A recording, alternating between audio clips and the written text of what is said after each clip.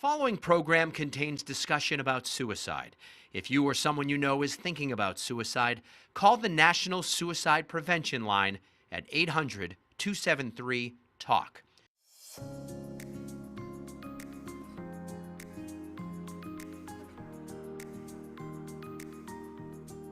So we're joined today by Dr. Ellen Broughton, who's a child psychologist at Mass General Hospital. We also have Alicia Valoris, who you lost your daughter back in 2018, Alexandra, and you're going to tell us a little bit about that. And then we've got Caitlin Smith, who actually runs a podcast. You're about to graduate in a couple of weeks. You live in Shrewsbury and you run a podcast to discuss mental health issues. So I think it's great timing that we're all here together, because we know that mental health is becoming an even bigger problem than it was pre-pandemic. Dr. Broughton, I want to start with you. I mean, as I'm a pediatrician, I'm an internist at Mass General, so I know full well how difficult it was to find mental health services for children before the pandemic. How bad is the problem now, 2 years later? It's pretty bad. If we go back to 2019, a large study that looked at what are the things that are really troubling to kids. The number one issue by far was anxiety and depression. It was before bullying, before problems with social media, before gang violence. It was the number one problem. Then the pandemic happened, and mental health issues, mental health treatment is harder to get. The issues that we were seeing then are only exacerbated now, and 70% of adolescents say that they have friends who are significantly impacted by anxiety and depression. So 70% of adolescents are saying, most of my friends are feeling depressed and anxious. It's a big problem. What is it about the pandemic that has caused this problem? Is it the feeling isolated, not being able to be with your friends, spending too much time on social media and online? What are some of the factors? I think some of the things you just said, especially for adolescents, this is a time when they are supposed to be moving beyond their home life, and they were at home with their families. There are lots of wonderful things that happen too, but developmentally, to miss out on that 2-year time period is really difficult for kids. The other thing is we haven't had a lot of time to practice those social skills that are so important for every age in development. And also, when we're having struggles, what we usually first turn to are the people around us. That pool of people has really shrunk. So the sorts of natural ways that we go about handling mild anxiety, mild feelings of depression, just weren't available as they were before the pandemic.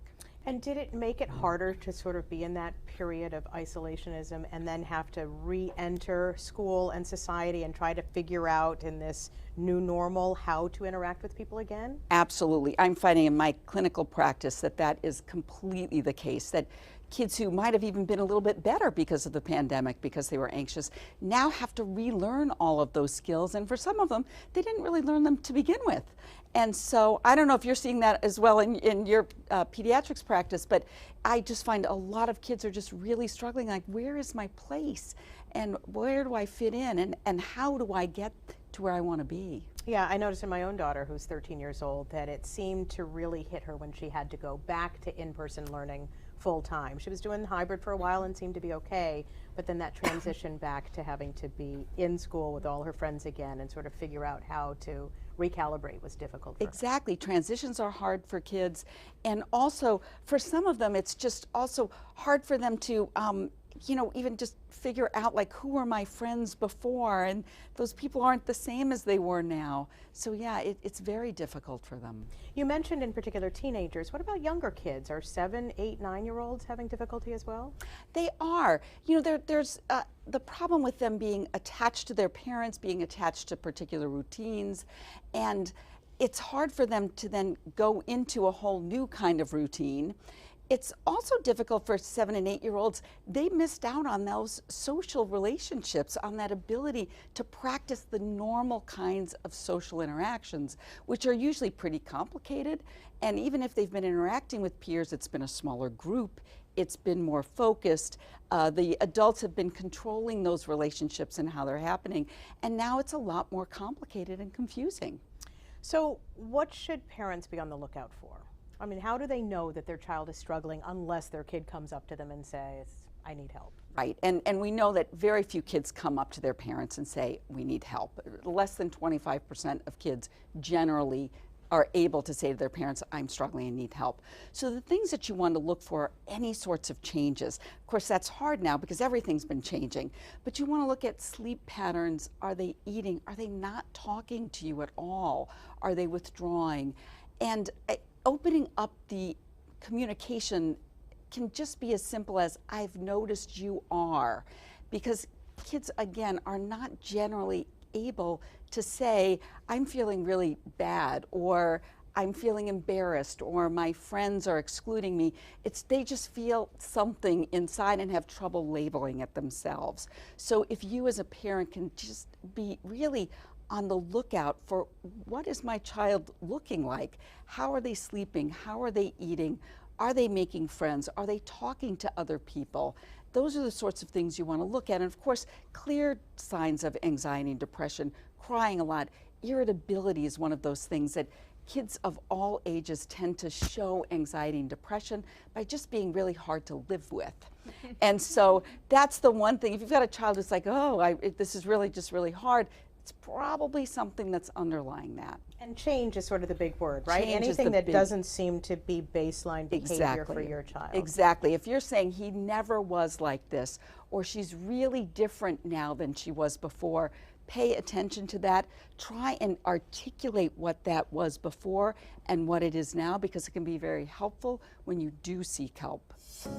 We're going to take a quick break, and then we'll be back with our mental health discussion.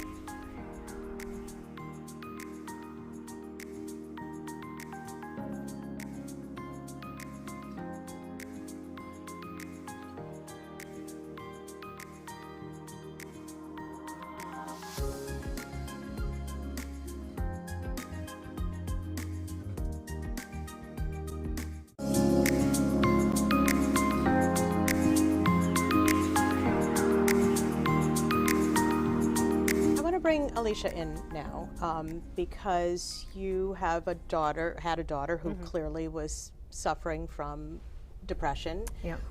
But it wasn't obvious to you. Can you tell us a little bit about Alexandra and sort of what happened? Sure. Yeah. I mean, so you're talking about it's not always obvious, and to us, it really wasn't. Alexandra was. She was just a shining star. I mean, she was she was so bright, had good friends, so smart, involved, but also didn't really show us that she was struggling. So we did see that there was some anxiety. She was a kind of kid. She was definitely a high achiever, but outwardly on the outside, we never saw that she was beating herself up like she was in the journal. That like she left a journal, and she was so hard on herself. So, but we never saw that. But we did see that she was, a little anxious. She did seem to have a little pattern at the beginning of the school year. I think would change. Something new. She wanted to do a good job. We weren't the kind of parents that pressured her.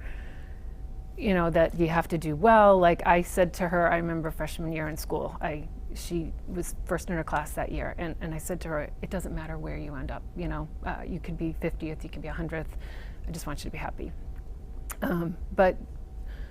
Anyways, so she was a little anxious at the beginning of the school year. She had a hard time getting motivated. There was an AP English test she was going to take, and she wanted to do well. She was an amazing writer, but she also, I think, wanted to be able to do her absolute best, and I think she was afraid she couldn't. So we ended up, I can't quite remember the time frame, but I said, let's go see a counselor. Let's just, hey, think of this like a life coach, the doctor we were working with, and we did, and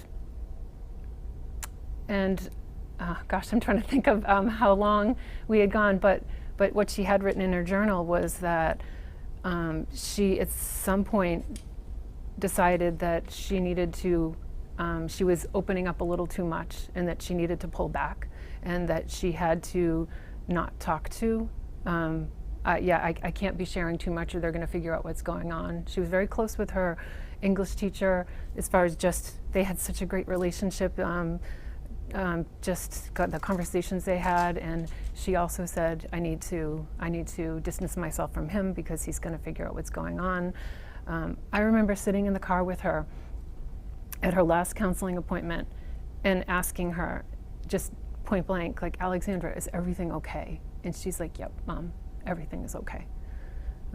Yeah, so, you know, for whatever reason, she didn't feel okay letting us know that. And, you know, in her journal she wrote, she's like, you know, I have parents that love me. So it wasn't like, was she afraid that she was going to let us down when that was, you know, she knew we loved her and that we wanted the best for her and we would be willing to help her. And she thought she, in her own words, that she was unfixable, she was broken, she was unworthy, that she wasn't going to be good enough to, I think it was to be able, getting into a certain school or something that, yeah, like it was all just out of proportion. And it was self-imposed. Oh, I mean, it was we can understand kids who self-imposed. feel pressure because their parents put pressure on them or their teachers put pressure on them or there's a lot of peer Yeah. pressure, but for her it was completely internal and you had no idea what was going on. And she put on a happy face. Like I mean, everybody after she died was shocked because they were just like, this isn't the Alexandra I know. How shocked were you? I woke up in the morning. When I woke up that morning, I just walked down the hall to go to her bedroom to make sure she was awake, and she wasn't in her bed, and her bed was neatly made. And my husband, and so I didn't even know what to make of it. But I'm like, maybe, so I went back and let my husband know, and he's like, maybe she went out for a walk, you know, or maybe she went out for a run. I'm like, she doesn't do that, you know? And then you just start thinking of like, well, what are the other things, you know? And it's like, did she run away with the boy? She wasn't seeing anybody, you know, like it just, nothing made sense because she wasn't a kid that I was even thinking would consider hurting herself. Yet she did. So we, I mean, I don't know if you want details, but Yeah, what happened? we looked up the location on her phone, and we looked up the location on her phone. I ended up taking my daughter out with me because we were going to drive her to school because we didn't really suspect anything was going on, and then we were. I remember telling my husband, something just doesn't seem right. Like, I'm kind of getting nervous. He went out and looked for her. He didn't find anything. He came back home. So I'm like, I'm going to take Emily to school. So I took her to school, and I think I had the location on. And then we were driving, because this is like a mile from our house. So we were driving and came up to the bridge that crossed over the pike. And on there, I saw Alexandra's water bottle. So I saw her water bottle, and we saw her boots, a couple belongings, and Emily saw it, and she was like, "Oh my God, Mom, that's Alexandra's stuff." Like, it didn't even cross my mind at that moment that she was, that could have been her. But then it literally was like, "Oh my God, something is wrong." Like, so we turned around, and then I just called my husband. Emily, we knew something wasn't right, but I didn't even look down. Yet. And then so my husband got there, and he ran down to the highway, and Were you afraid to look over? Like, did it dawn on you then? It Did didn't you think even- she had no, been it- abducted? Like, what were you I think thinking? honestly, I thought, was she abducted? But I'm like, it doesn't even make sense. And then once we saw her stuff, then it's like, oh my God, like, this isn't my daughter. How can this even be my daughter? yeah, it just, because it was such a, it was just it was just completely opposite of who she was, what we saw. Yeah, it's just, still to this day, is so hard to believe that this girl who had so much life in her was so desperate. Like, there was so much suffering. There was, when we pulled over, I went to the bridge, I opened her journal, I looked through, and it was just pages and pages of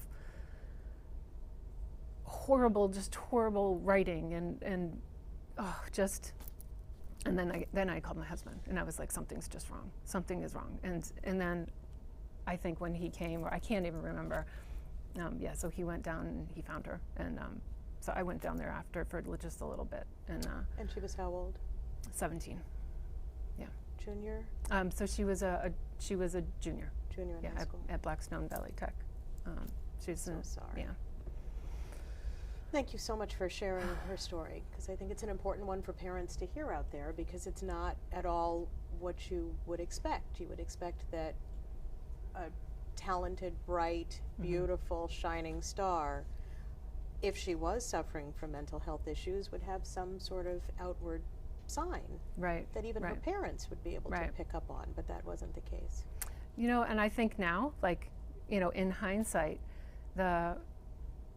just her, and we just didn't know any differently, but her, that beginning of the year, a little bit of, just of, if she was, having a hard time getting started on something, or even just that mild anxiety. I'm not saying that every kid that's anxious is suicidal, but as a parent, I know that, at least I think for me now, is, I'm a different parent than, I've just learned so much, and I'm a different person, but I think I would have asked her, like, Alexandra, are you thinking about hurting yourself?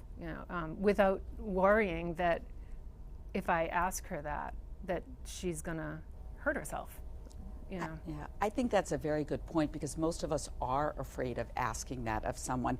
Even professionals are oftentimes afraid of asking that in a session. But for most people, that's a relief that someone asks the question. So I think that's an important thing to bring up, that it's asking, not that you should, we never know what we should have done in a situation, but for other people, if it's something that you wonder about, it's okay to ask it, because it's not something that then causes someone to say, oh, I never thought about that before. Now that you asked, it's not that way at all. In fact, it's the opposite. So it is, and a lot of times parents do have that feeling like, I'm really worried about you. And are you, do you ever think about hurting yourself?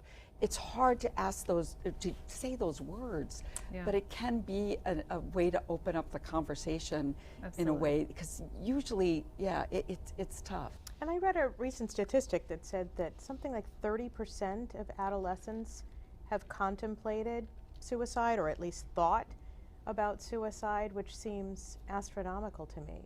Does that seem to ring true? It does ring true, and yes, it is consistent. And part of that is a little bit of adolescence. Like, part of thinking about life and how life ends is part of the growth experience, which is why so much literature over the years has included that idea, that question. The difference now is that things have just blossomed, not in the good way, but in terms of us talking about things that adolescents oftentimes don't understand. So that's what can be very confusing. It's a much more complicated environment to have those thoughts, as opposed to, that's a thought that I'm having.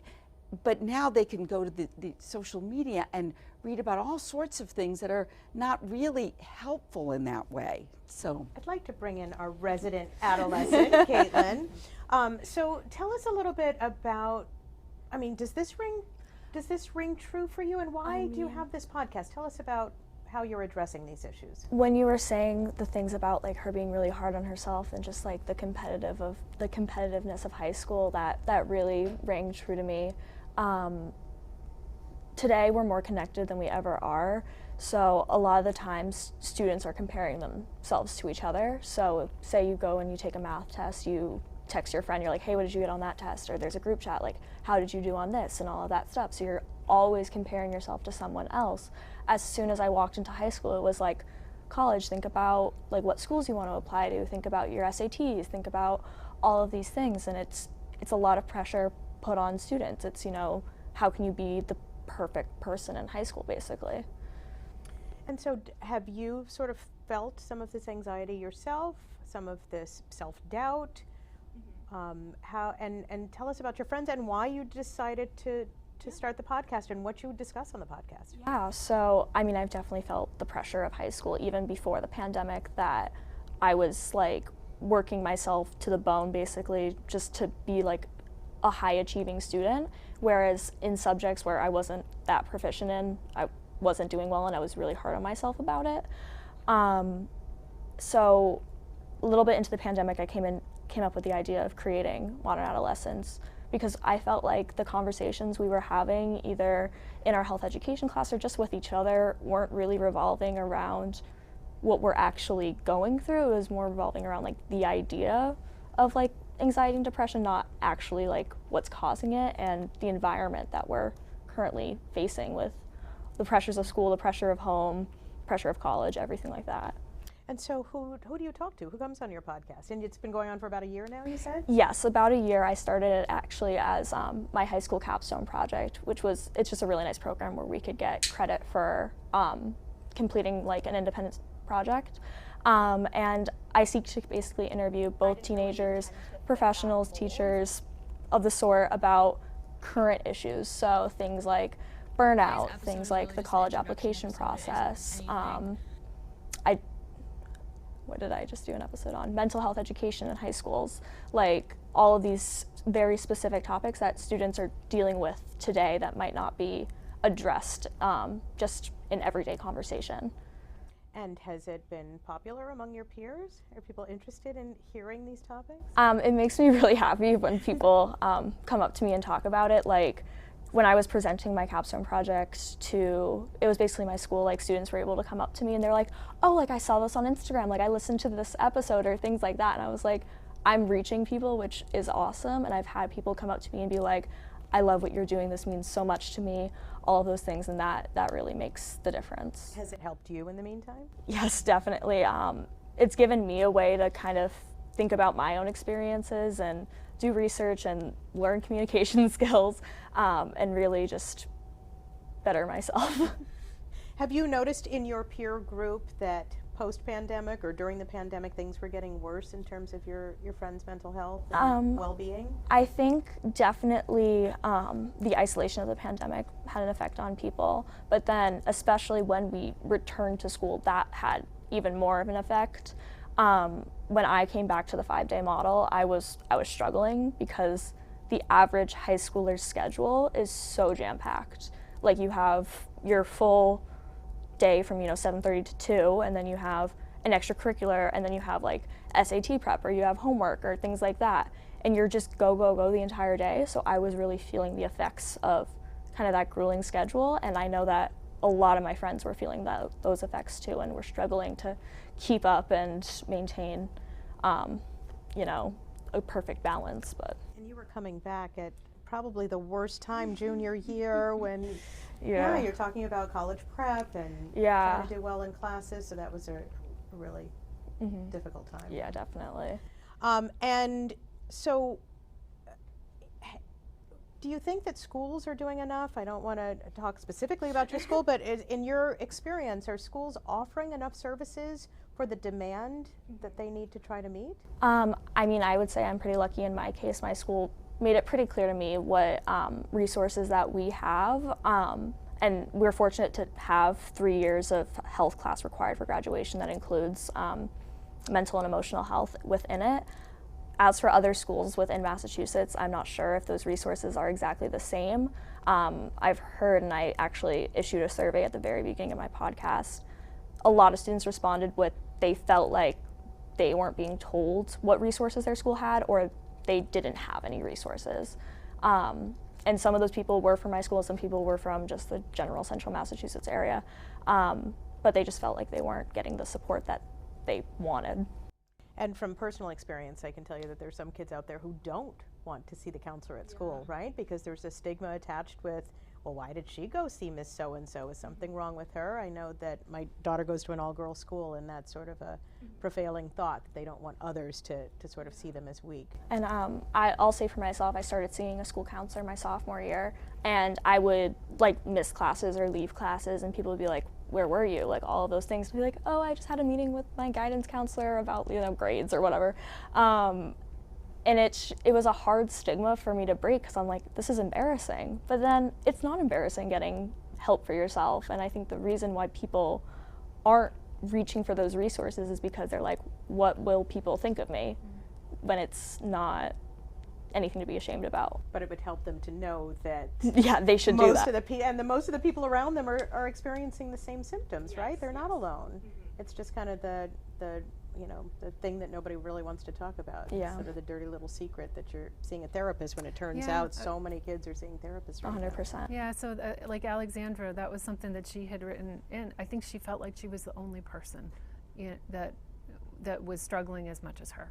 And, you know, and if everybody knew that, like, if they were to look around, how many kids around them are struggling, maybe even have suicidal thoughts, like, but she really felt like she was the only one, because it's just, I think it's getting a little better, but it's not normalized, you know, it's just still not something most kids are probably okay sharing. Yeah, and one of my my founding reasons for like modern adolescence and interviewing students is so that people listening can understand that their peers are going through the same struggles that they are, and hopefully they get the confidence to ask for help if they feel like they're struggling. I think it's important to point out that I think we're somewhat fortunate that we have schools that have resources, right? And we've got parents that are looking out for us and caring about us and willing to help us. But there are a lot of kids out there that don't have those resources. And I know that I practice in an area of the state where resources are limited. And so that any family that's going to try to even find a counselor or a therapist for their child who may be low income is really going to have some difficulty now. Is that right, Doctor? I mean, it absolutely especially in is. Massachusetts, I know that things were bad years ago, and they've got to be even worse now in terms of being able to find someone for your child to talk to. Right. I mean, the average wait time is 2 months, and that's the average. And it's very difficult to find someone when you're in a crisis.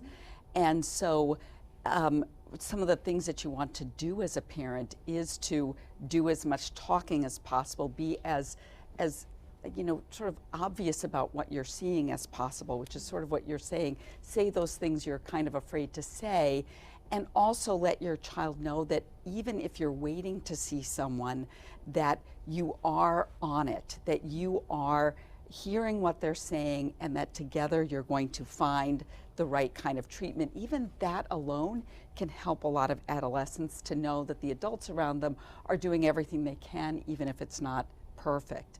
And then I think talk to your teachers, your pediatricians, the people who are there and already part of your world. They can be very helpful too, even if you're waiting for mental health treatment. Absolutely. We're going to take a quick break, and then we'll be back with our mental health discussion.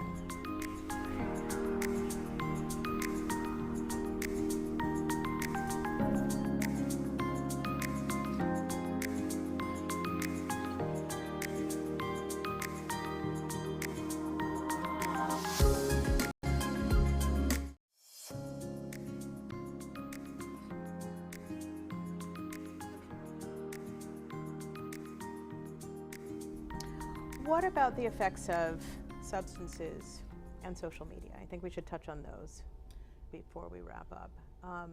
What has been your experience with how that influences the well-being of both of you? Yes, whoever wants to hop in. Well, there is some data that shows that the more time you spend on social media, the more likely that you're going to be anxious and depressed. Now, that's just a relationship. It's not like getting on social media causes you to be anxious and depressed necessarily. But if your child is spending more and more time on that, it's more likely that they're feeling like oh, look at this person, I'm not achieving at what they are. It can also just be a symptom that when we're all sort of feeling lousy, we kind of get on our phones and start scrolling. So it's a warning sign, I think, in a lot of ways, but can also be a cause as well. I don't know if that, yeah. Yeah, definitely. I mean, if you're like staying in on a Friday night and you have nothing to do and you open Snapchat and someone's, you know, doing something super fun or like at a party or something like that, you're like, why am I not doing that? And you think you're a little less than, and then obviously, I mean, social media is curated to show your perfect life. So maybe you're not having a good day or you're not feeling your best, and you go on social media and it's like everyone looking perfect, having a great time, all this stuff, and you're like, why don't I feel like that? It's a lot of comparison going on. You definitely know what you're talking about. So it's FOMO. Yeah. It's the filters that make everybody look perfect. Nobody's going to post a bad picture of themselves, right? Yeah. And we adults fall prey to it too. I mean, I have a pretty good life, but sometimes I go on Facebook and go, oh, that person's in the south of France. Why can't I be there? So we're all sort of prey to it, but adolescents obviously are a little bit more vulnerable than those of us whose brains are more fully formed. So you've experienced it. I think just in general, if we start helping kids so that they can be a little more aware about how social media, like how easy it is to get sucked in, so that, and if they can have a little bit of like awareness that, oh, look at me, I'm really jumping down this rabbit hole right now, and to be able to say, I think I need to make a different choice right now, or just to even just look at it in a lens of, I know this is really just everyone showing their best self, and just to be able to remember that, because if you're not even aware of that, you're not going to know any different. And even sharing with your adolescent and young adolescent, like most, I think the average age of some sort of Instagram type of account is 12. So we're talking about young kids, but even just sharing with them the fact that the more time you spend on this, the less great you're going to feel. Adolescents really understand that. They can monitor their own sort of thinking about this in some ways, but need to be reminded. And they change their behavior based on data. And so sort of pushing that line a little bit can be very helpful in sort of reminding them that, yeah, I don't need to do this right now because I'm not going to feel better. Yeah, I think for my son, like, it's hard because you don't, I mean, you can say something, but I think when they learn that for themselves, so if you kind of throw it out there a little bit and then they learn that for themselves, then it's like, oh, yeah. And that's, I don't know, I think that's pretty right. cool. How do you slip it in there so that you're not telling them something? Exactly, because like, you don't really Mom, want to be right? told it either. Right. So Yeah. I totally get it. They're probably even less receptive. So, and on a positive note about social media, like I do think about during the pandemic, like, so for my son, that was a way for him to stay connected when he was doing gaming. So there was, I mean, because I feel like that connection that you talked about is so important. So for him to be able to be home and not feel completely isolated, it's like, wow, I never thought I'd be really, okay with him doing a little more gaming, but like, wow, that was a, And that's what boys tend to do, right? They tend to do the social gaming. They do. They're flipping through Instagram. I mean, they'll get some Snapchats and stuff, but it's Right. the girls that sort of go down the rabbit hole of. It definitely is. They have more. Their lives should be perfect, like Right. their friends. They are much more into the pictures, into the framing the perfect photo and that sort of thing, whereas boys do tend to be more social on things like games and, Yeah, where my daughter, she met in like a parking lot during COVID with some friends to do more face-to-face stuff. Right, sure, or even encouraging them to do more FaceTiming or Zooming or whatever, as opposed to just, flipping through pictures and TikToks. Yes. And all Which that. I think Yes. girls are more probably internal. I do want to touch on substances, though, in terms of substance use. Yes.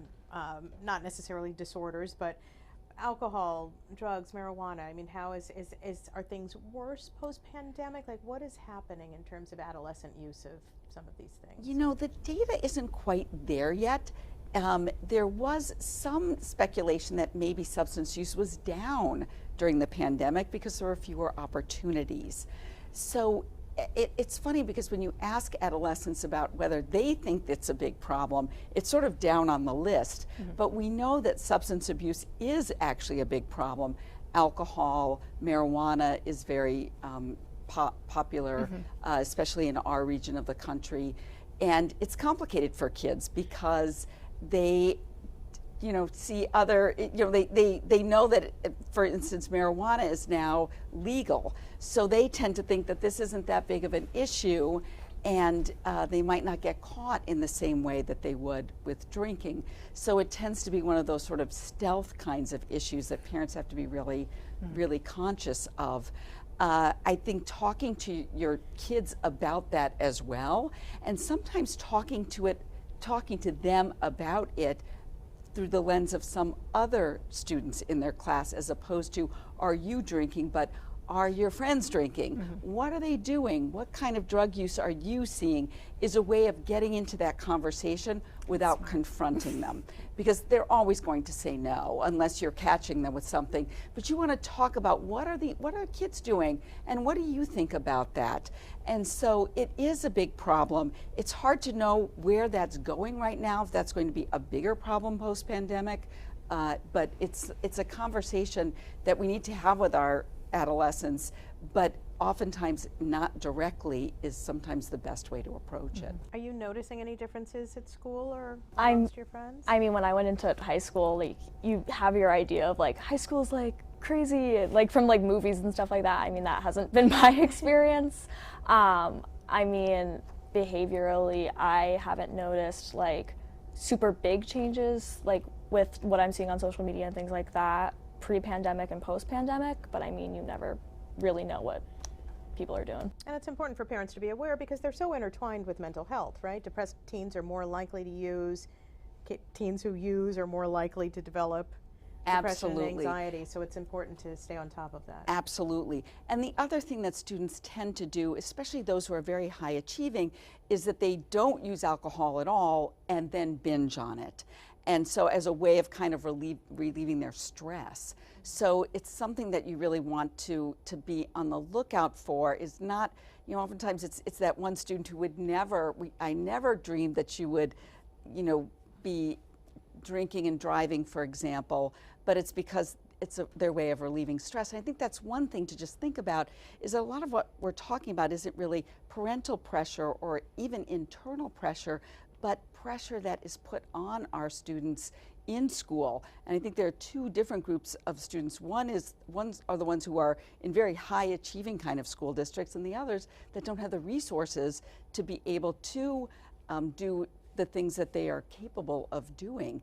And in both of those groups, there's stress just part of that, in part of that culture, and kids relieve that stress through alcohol and drug use, usually when they're not feeling very well, they're anxious or they're depressed. So, and they're more likely to act on impulses if they're under the Exactly. influence, or if they're thinking about doing something to harm themselves, they're more Exactly. likely to act on it if they're under the influence. Is that correct? exactly. And if you have a student who already is vulnerable, who has a learning disability or ADHD, untreated ADHD, those students are more likely to use alcohol and drugs because of the impulsivity that's part of that. That's not the case in students who are well medicated for ADHD. Can you just give us an idea? We talked about depression and anxiety. Are we seeing more eating disorders in kids, mood disorders? You mentioned ADHD. What else should we be on the lookout for as parents? So one of the things to be on the lookout for now, because the last 2 years have not been really very terrific in terms of educational opportunities that were there before the pandemic. So if you have a child who might have a mild learning disability, who had a little bit of trouble reading before the pandemic, but did not have 2 years of really good reading instruction, you want to make sure that they are evaluated if you're worried about anything like that, because those sorts of academic issues are also associated with increased anxiety and depression and other sorts of mood issues. We wouldn't expect to see more ADHD per se because of the pandemic, but those with ADHD might be having more difficulties with attention, with impulsivity and hyperactivity now that things have shifted, because students with ADHD have trouble with shifting set, going from one thing to the next. So if you've got a child who has any of those other sorts of issues, you want to make sure that they are fully evaluated, accessing all of the possible resources at school that are there for them. And if you have questions about your child's academic progress, to make sure that they are given the opportunity to make up for lost time, because that really does take a toll on mental health as well. Broughton, thank you so much for being with us. Caitlin, it was so nice to meet you. Good luck at school and good luck with your podcast. I hope you continue it when you're in college. And Alicia, thank you so much for sharing Thank you for Alexandra's story and having me here. So this was just wonderful to be a part of. we really appreciate it. You're going to help a lot of people out there.